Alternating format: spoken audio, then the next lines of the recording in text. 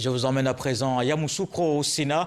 Les travaux se poursuivent. Les sénateurs ratifient deux projets de loi présentés par le ministre de l'Agriculture, Kombina Kwasi Adjoumani. Désormais, c'est la répression contre la commercialisation et l'exploitation illicite des produits agricoles. Des meilleures dispositions prises pour le binôme café-cacao. Toutes ces dispositions pour garantir de bons revenus aux planteurs. Voilà ce que nous dit Kader Sogodogo dans la capitale politique. Le patron de l'agriculture ivoirienne est au cœur du Sénat. Kombina Kwasi Adjoumani vient présenter à la Commission des affaires économiques et financières deux projets de loi pris par ordonnance par le président de la République dont il est question de ratifier. Le premier porte sur la répression de la fuite des matières premières agricoles, notamment l'anacarde vers d'autres cieux. Les sénateurs ont donc compris qu'il fallait prendre cette loi pour mettre fin à tous les trafics illicites qui se font, en particulier dans le domaine de la noix de cajou, même si les autres produits également sont concernés par le texte. Et nous avons également salué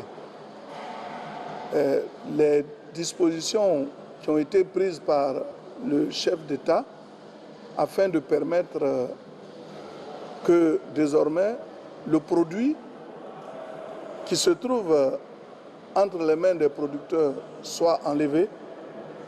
Et là-dessus, le président a octroyé sous forme de subvention plus de 45 milliards de francs CFA qui sont déjà disponibles. Le second projet de loi est consacré au binôme café-cacao. Les règles relatives à sa commercialisation et à la régularisation de sa filière sont une préoccupation permanente pour le gouvernement qui souhaite un meilleur revenu aux planteurs. Aujourd'hui, avec cette nouvelle loi, on a la possibilité soit de vendre nos produits par messagerie électronique, soit d'utiliser d'autres procédés. Avec la messagerie électronique uniquement, on n'a pas la possibilité de connaître son interlocuteur.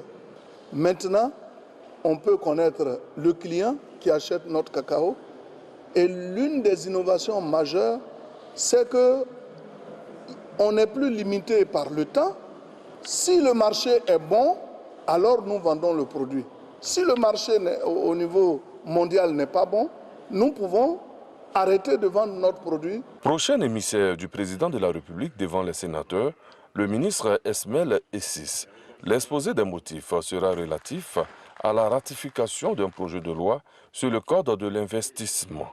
En l'espace d'une semaine, il est le 4e membre du gouvernement qui effectue un passage au Sénat à Yamoussoukro.